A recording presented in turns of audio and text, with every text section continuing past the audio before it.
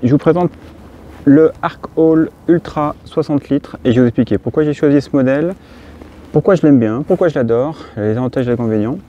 Donc en fait je vais faire un petit détail en fait du haut vers le bas.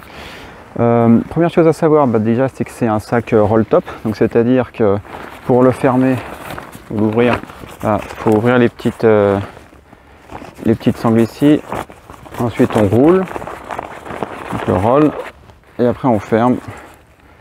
Ce qui fait qu'avec les pliures et tout ça, l'eau peut pas rentrer à l'intérieur. Alors c'est un matériau, c'est en Dyneema. Je vous laisse aller voir le site de Zipac pour rentrer dans les détails.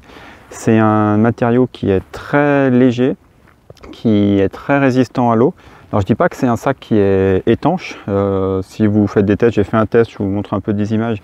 Si vous mettez vraiment sous une grosse pluie sous la douche, là l'eau rentrera.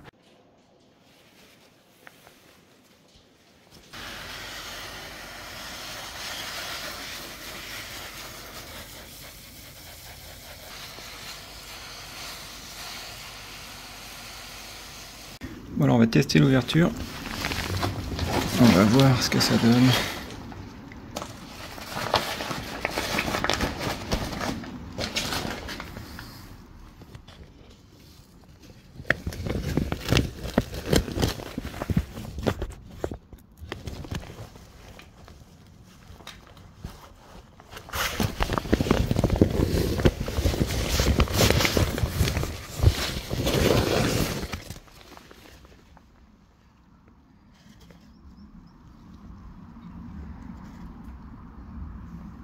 Il y a peut-être une petite goutte par là, mais je sais même pas si c'est moi qui l'ai fait en prenant. Alors le deuxième, il y a les gouttes sur les bords au moment où on sort, ça fait. Hop. Ouais, on voit qu'il y a quand même quelques petites gouttes. Ah si, là c'est quand même bien. On voit que c'est quand même bien mouillé là. Comme quoi, c'est pas étanche. Et maintenant, si on regarde les poches.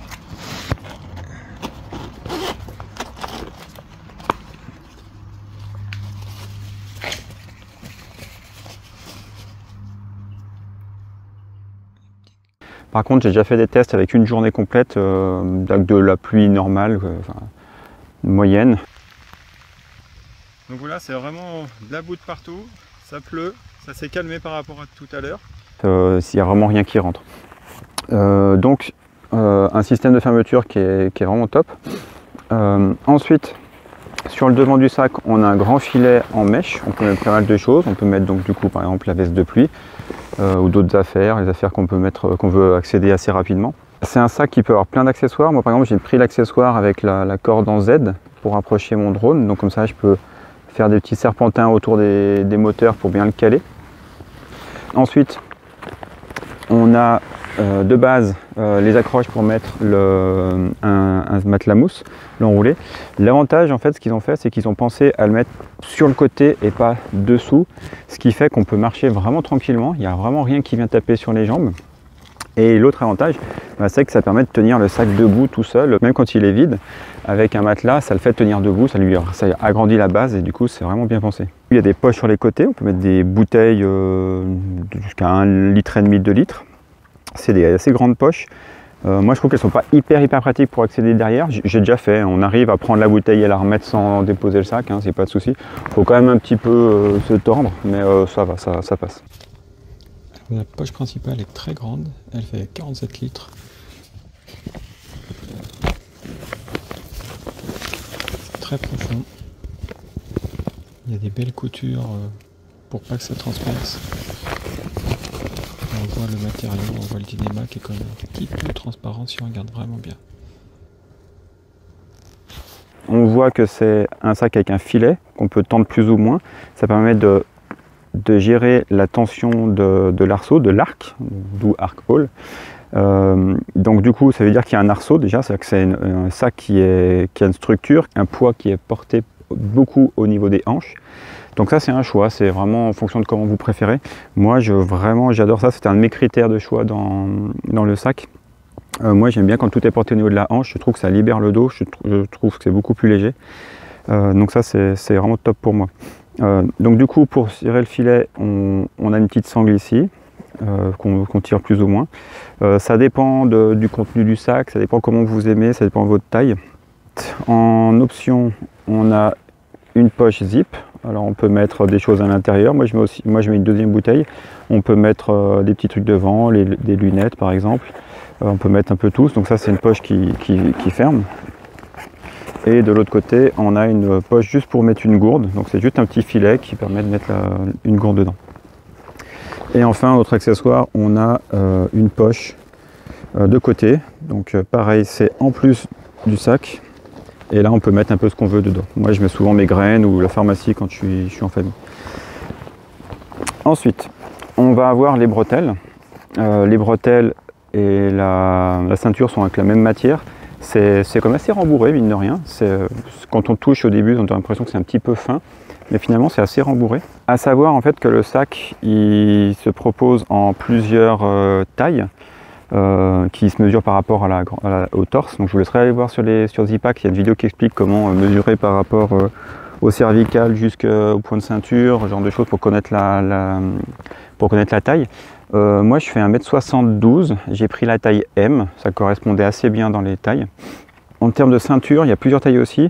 Là moi j'ai beaucoup hésité en fait pour la choisir. Moi je fais 87 cm de tour de taille. Et j'hésitais beaucoup dans la description en fait, du site. Par chance, j'ai plusieurs amis qui ont déjà aussi ce sac là.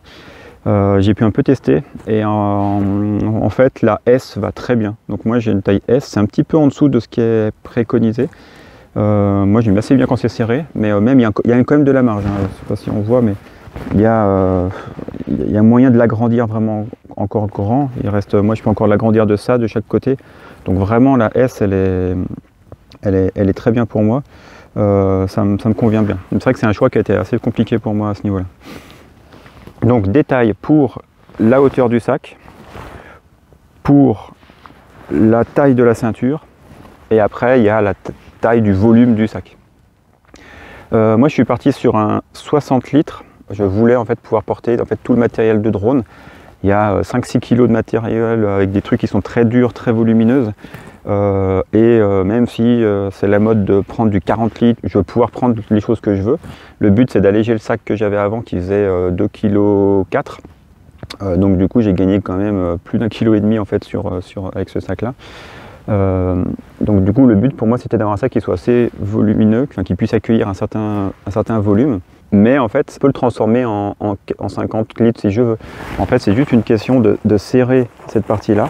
En fait, le sac 60 litres fait la même hauteur. C'est juste la profondeur si on dit, du sac, la largeur du sac qu'on peut régler en serrant la petite cordelette ici. Ça vient rétrécir là, etc. Donc il n'y a aucun souci en fait à se dire, tiens, je veux me mettre en mode 40-50 litres pour réduire et puis après je fais rentrer les affaires qui vaut. Et puis j'ai le choix, si je veux quelque chose qui est plus volumineux, parce qu'un jour je vais partir en bivouac d'hiver et je veux un gros sac de couchage, bah là au moins je ne serai pas bloqué parce que zut, il faut que j'achète un autre sac. En termes de poids, il y a très peu de différence, je crois qu'il y a 8 grammes, donc vraiment faut pas s'embêter avec ça. En termes de réglage, il y en a de partout, c'est un avantage mais c'est vraiment aussi un inconvénient. Moi quand je l'ai mis la première fois, je me suis dit c'est une catastrophe. Ça me faisait mal, disons que je sentais que ça me portait sur le côté, c'était pas top. J'ai eu l'impression qu'il y avait du bruit de partout, je comprenais rien. Dès que je levais la tête, ça me cognait derrière. Je me suis dit, oulala, mais qu'est-ce que j'ai fait? Et en fait, avec plein de réglages, en fait, on arrive à vraiment optimiser le poids et vraiment des fois à quelques millimètres près, quelques petits réglages au niveau des sangles, ça change tout. On sent à quel point ça peut être réglé, ça peut être performant en termes de réglage. Un tout petit réglage va faire qu'on va sentir sur les hanches, on va sentir sur les épaules, on va sentir plus à gauche, plus à droite. Donc c'est assez galère au début à régler, je trouve. En fait, il faut essayer surtout, il faut passer un peu de temps dessus. Mais du coup, c'est quand même assez top. À noter en fait que par exemple pour les bretelles, en fait on peut... Donc il y a le report de charge au niveau des bretelles.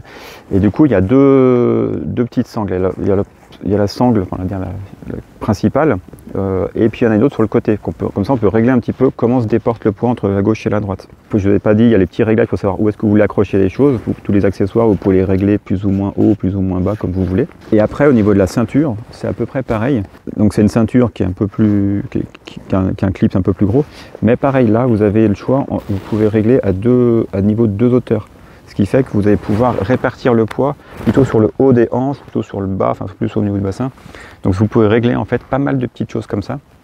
Le fait de tendre ou pas le filet a aussi une super importance en fait sur la hauteur du sac, parce que ça va, plus vous le courbez, plus il va être bas, moins vous le courbez, plus il va être droit. Donc c'est assez top. D'ailleurs c'est assez rigolo, c'est qu'en fait quand on met les affaires dans le sac, même avec le 60 litres, en fait ça paraît très fin. En fait, faut vraiment aller un peu à l'intérieur, on a l'impression qu'on plonge les affaires dedans, comparé des fois d'autres sacs où on ouvre depuis le haut et puis en fait on voit le gros trou. Là, ça fait vraiment un peu une sorte de tunnel. Les affaires se rendent bien et ça permet de les empiler, de gérer la hauteur, ce qui est mieux pour gérer le poids du sac. Bon, petit rappel, c'est bien de mettre en fait le gros du poids dans le milieu du sac, ce qui est proche du dos. Après, à vous de voir si vous préférez que ça, pour une question de répartition du poids et puis aussi de confort là où vous touchez les choses. Moi, ça dépend en fonction de ce que je fais, des activités. Des fois, il y a des choses, je préfère les avoir dessus pour les avoir rapidement. Et puis, il y a des choses en fonction de là où on les met. Moi, quand j'ai des batteries de drone, c'est dur. Donc, du coup, je peux les sentir des fois en fonction de là où je les mets. Mais voilà, mais en gros, dans l'idée, on peut facilement empiler les choses, vraiment faire des Lego et du coup, positionner les éléments où on veut. C'est pas un truc on va mettre un truc et puis pouf, comme c'est trop large, ça part sur le côté et on fait rien avec. Donc en poids total avec l'ensemble des accessoires, moi je l'ai pesé à 682 grammes. C'est 2 grammes de moins que ce qui est annoncé par Zypax. Après bon, ça dépend de chacun de sa balance, hein. Il y a des choses qui peuvent évoluer. Donc du coup les accessoires, pour répéter, qui ne sont pas de base inclus dans le prix du sac, c'est pour moi la poche zip, les 2 poches, donc la paire de poches de ceinture sur le côté, la cordelette de Z qui vient par-dessus le filet, et alors là je ne l'ai pas ici, c'est une corde en V qui permet d'accrocher en fait une corde pour faire là, qui vient faire en fait, qui vient maintenir en fait, si vous voulez poser quelque chose par dessus, si vous voulez mettre votre trente, un matelas ou une beer box. Donc voilà, ça permet d'accrocher ce genre de choses. Donc maintenant, si on fait un petit résumé de tout ça, quelles sont les forces, quelles sont les faiblesses? En termes d'avantages, clairement c'est son poids. Son poids, c'est incroyable. Quand il est vide et qu'on le soulève, mais on a l'impression qu'il n'y a rien, on a l'impression de soulever un sac poubelle. C'est loin d'être un sac poubelle, hein, c'est quand même très costaud. Deuxième force, c'est son confort. Quand on le porte, on a l'impression de rien avoir sur le dos.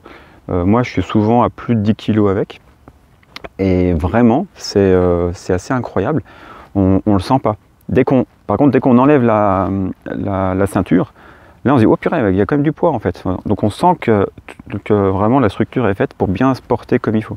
L'autre avantage pour moi, justement, c'est que justement, il y a ce cadre. Il y a ce cadre qui est tout fin, tout léger, mais qui fait son job. Vraiment, on a le poids qui est réparti sur les hanches comme j'aime bien. Et ça fait que le poids, il se ressent pas. Grâce à ça, on a des reports de charge. Enfin, on est vraiment bien en termes d'équilibrage et de confort. Vraiment top. Le poids, le confort. Une autre force, c'est le fait qu'il soit modulaire. On peut choisir les accessoires qu'on veut. On peut les régler où on veut. On peut un jour, si je veux mettre ma poche filet de l'autre côté, je peux le faire. Il y a plein d'autres options. Il y a une poche ventrale aussi. On peut rajouter d'autres cordelettes. On peut mettre un clip pour mettre un parapluie. Enfin, il y a pas mal de petits trucs qu'on peut rajouter. Même des trucs pour les bâtons. Moi, je trouve que les bâtons, on peut les glisser directement dedans. Alors, il y a plein d'accessoires et on peut les régler vraiment finement. Le truc que j'aime bien avec le fait que ce soit un 60 litres, c'est que je peux gérer le poids comme je veux. Donc ça, moi je trouve ça vraiment top. Et à moi de gérer si je le veux en mode 60 litres ou en mode 40 litres. Un autre petit avantage, c'est qu'il est, je vais pas dire étanche, mais il est un peu plus étanche que la plupart des sacs. par sa matière, par le fait qu'il y a un roll top. Alors c'est pas le seul qui est comme ça. Tous ceux qui sont un peu en dynéma ou qui ont un roll top, ça va beaucoup aider. De toute façon après, ça reste un sac avec des coutures. Donc de toute façon, ça va s'imprégner à force au bout d'un moment. C'est pour ça que moi je mets quand même un liner, bon, une sorte de sac en Illeflume pour être sûr que ça soit tout étanche complètement à l'intérieur. Maintenant, les choses qui fâchent, les faiblesses, les inconvénients. Alors, son inconvénient majeur, c'est le prix. Je vous laisse aller voir sur le site de Zipac, mais en gros, ça coûte super cher. Après, il y a moyen d'être malin et de gagner quand même pas mal.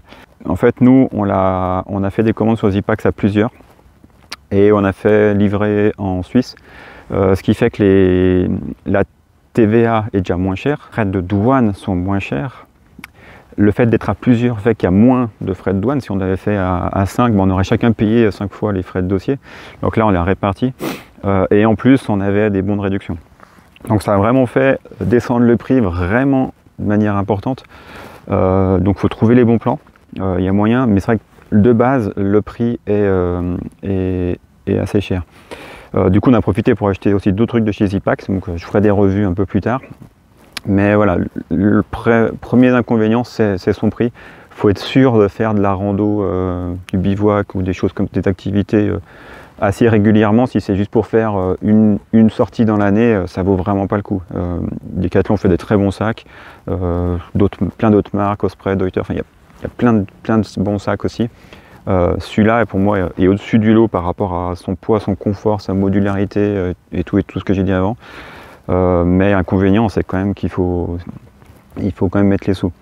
Et après, le deuxième inconvénient que j'ai trouvé, c'est le réglage. Il y a plein de réglages, donc ça c'est top, mais les réglages sont vraiment fins et il faut passer du temps à régler. Du coup, moi c'est vrai que je défais pas les réglages, mais j'ai peu l'occasion de façon d'avoir à le changer. En fait, c'est les seules fois où j'aurais besoin de changer les réglages, c'est si je le portais à vide, ce qui n'est jamais le cas. Mais du coup, voilà, ça demande un petit peu de temps pour faire le réglage. C'est un peu compliqué. Au début, on peut se dire oh là là, mais c'est pas agréable. En fait, passez du temps, faites le réglage, toujours avec le même principe. Hein. Vous mettez le sac, vous mettez la ceinture, vous desserrez tout, après vous resserrez au fur et à mesure pour voir comment ça fait. Et ça va faire. Du coup, les réglages sont compliqués, c'est un inconvénient. Mais c'est un inconvénient qui est temporaire. Après, c'est très rare que vous ayez besoin de le bouger. C'est à peu près tout ce que j'avais à vous expliquer sur ce sac. Je le trouve top, il est excellent. Si vous avez des doutes, n'hésitez pas à me poser des questions en commentaire si vous voulez plus de détails et je serai ravi de vous répondre. Voilà. J'ai prévu donc de faire d'autres revues sur du matos. J'aime bien prendre mon temps pour avoir assez de retour d'expérience. Moi, ça fait plus d'un an que un an que je l'ai. Et du coup, voilà, j'ai testé dans plusieurs conditions et moi, j'en suis vraiment très satisfait. Voilà, du coup si ça vous a plu, n'hésitez pas à mettre un petit pouce vers le haut et puis à vous abonner pour ne pas manquer les prochaines vidéos. Allez, à plus, portez-vous bien et amusez-vous. Ciao ciao.